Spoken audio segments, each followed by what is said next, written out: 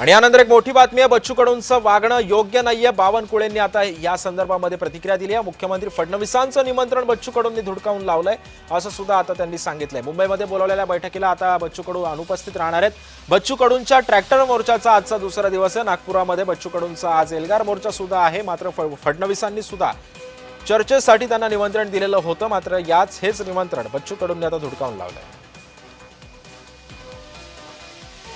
बच्चू कडूंचं वागणं आता योग्य नाहीये असं बावनकुळे म्हणतायत। त्यामुळे आता या सगळ्या पार्श्वभूमीवरती आता बच्चू कडूंची पुढची भूमिका काय असते हे सुद्धा पाहणं महत्त्वाचं ठरणार आहे।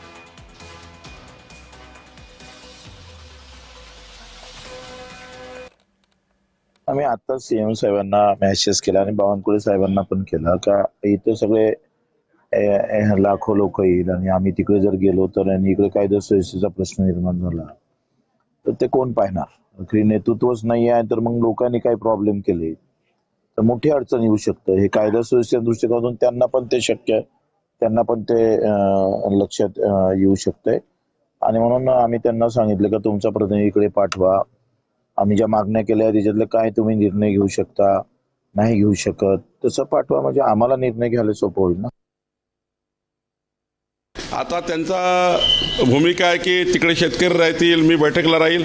बैठकीला यायला पाहिजे। शेवटी शासनच निर्णय करणार आहे आणि माननीय मुख्यमंत्र्यांनी बैठक लावलेली आहे, उच्चस्तरीय बैठक लावलेली आहे। माननीय उपमुख्यमंत्री बैठकीला आहेत। त्यामुळे इतकी उच्चस्तरीय बैठक लावल्यानंतर एखाद्या आंदोलनाची इतकी मोठी नोंद सरकारने घेतल्यानंतर मग त्या बैठकीला न येणे हे काही योग्य नाही। बच्चू कडूंचं वागणं योग्य नाहीये असं बावनकुळे म्हणतायत। मुख्यमंत्र्यांनी बोलावलेल्या बैठकीला सुद्धा बच्चू कडू अनुपस्थित राहणार आहेत आणि याच पार्श्वभूमीवरती हे वागणं बरं नाहीये असं सुद्धा बावनकुळेंनी सांगितलं।